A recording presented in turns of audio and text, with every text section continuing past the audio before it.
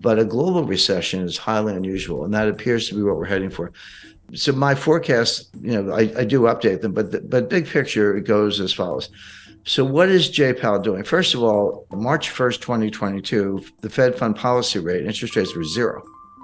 And we're now at 4.5%. Even in the Volcker days, we never went up 4.5% in 10 months. Not that fast. And so here we are. So what is Powell doing? Well, he's given 5 speeches on the subject. I don't know why Wall Street doesn't listen, but he keeps trying. He said the same thing every time. He said, inflation is job one. We're just going after inflation. Believe us. There is going to be a recession. Unemployment is going to go up. There's going to be pain. I've never heard a Fed chairman use the word pain. He used it 5 times in one paragraph in the Jackson Hole speech. And that's what we're doing. And believe us when we say it. Now, how long will he raise rates? How quickly? And what's he trying to do?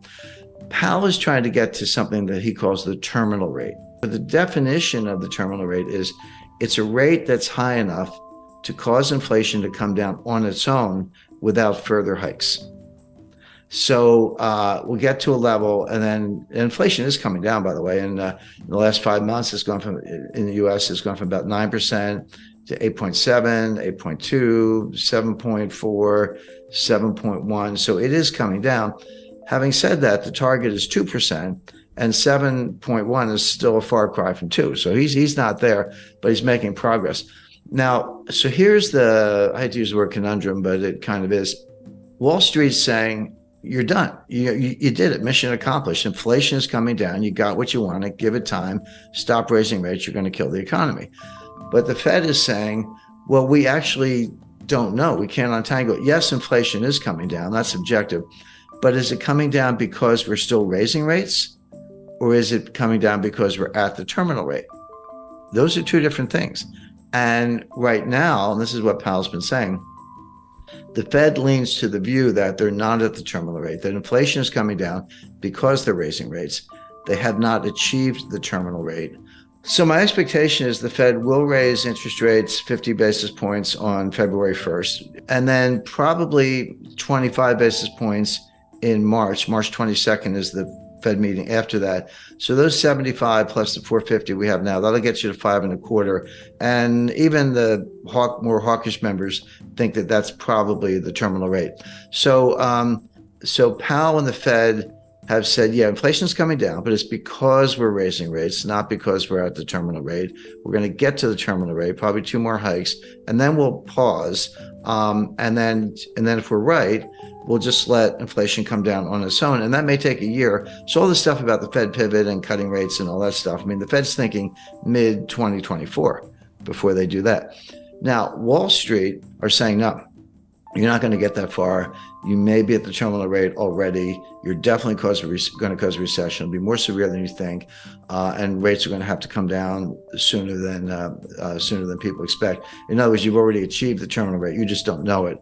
And you'll probably be the last to know. So with Wall Street, with the cheerleaders, sending that message, but with some serious market indicators, including yield curves, sending that message, why is Powell sticking to the game plan as I described it?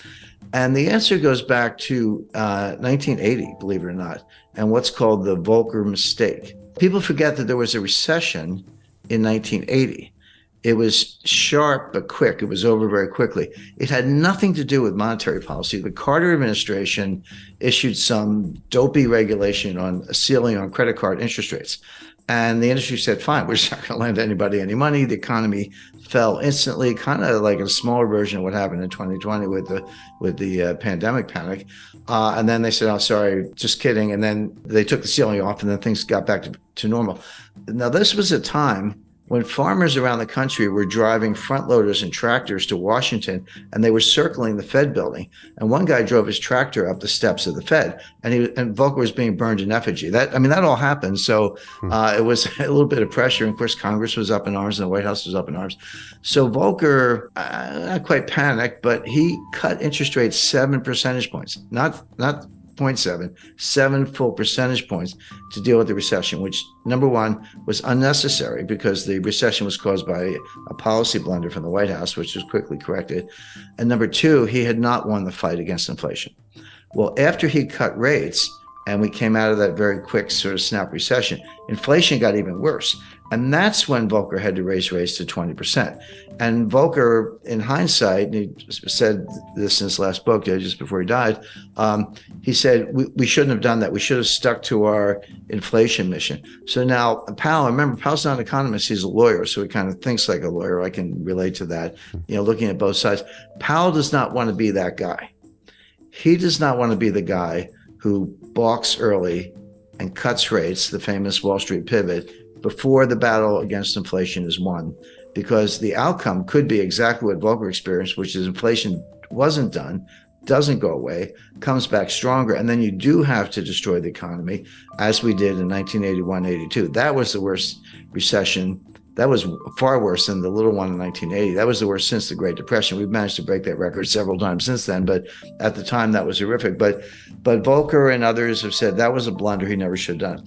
So Powell does not want to give up the rate hikes too early because he does not want to repeat the Volcker mistake. He does not want to be that guy. And that's what's driving him, even as Wall Street screams, you're already there.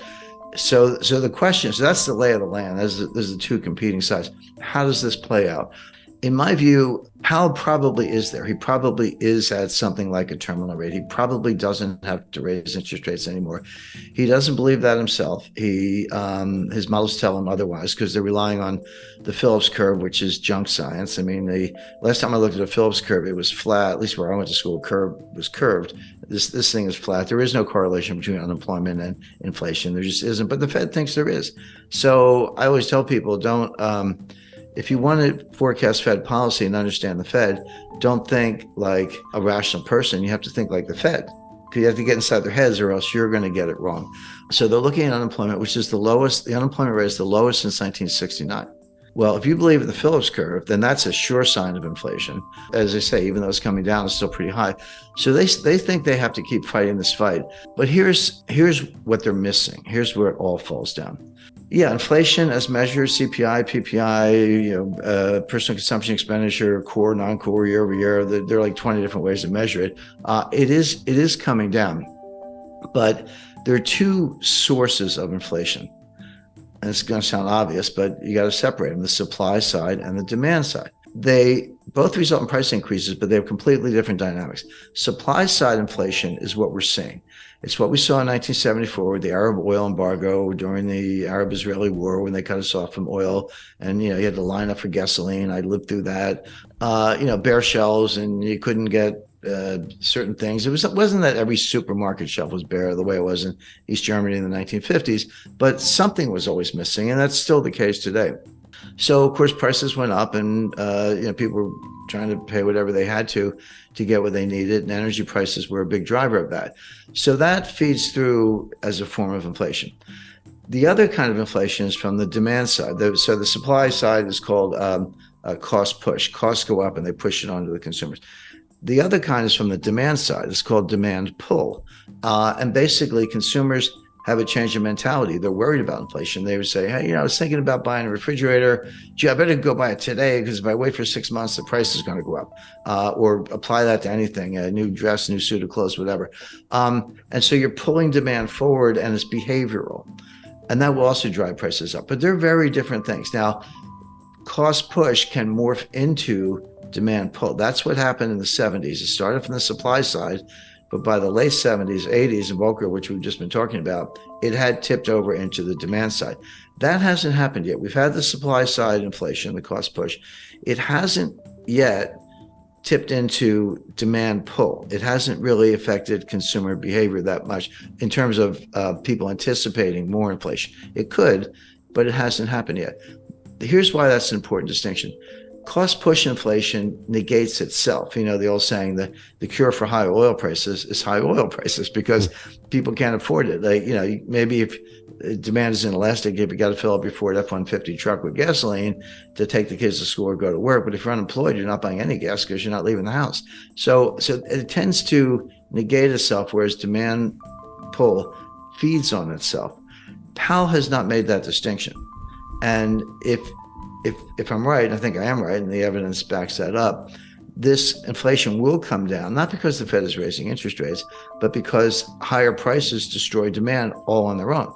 If I used to pay $75 to fill up my truck with gas, and now I have to pay $150, which is about right, I'll do it because I got to get to work. But that's $75 I'm not going to spend on something else. I'm not going to go out for dinner. I'm not going to go to a show, a concert, or buy a new camera, whatever it might be. So it does tend to depress demand, destroy demand, and hurt the economy. And then it slows down, and then the inflation comes down on its own. That appears to be happening. But Powell hasn't really made the distinction. He's fighting the last war. I hate to use a cliche, but he's fighting the Volcker War. And what he's got looks a little bit more like the Herbert Hoover War. That looks a little bit more like the 1930s than the 1970s. So the bottom line on all this is the Fed is going to raise rates at least twice more for the reasons I mentioned. Powell doesn't want to repeat the Volcker mistake. He thinks the battle's not won. He has to get to the terminal rate. In reality, he's probably already there, if there is such a thing as a terminal rate. It's another one of these things they made up. Inflation is coming down, and so will probably continue, but for really bad reasons.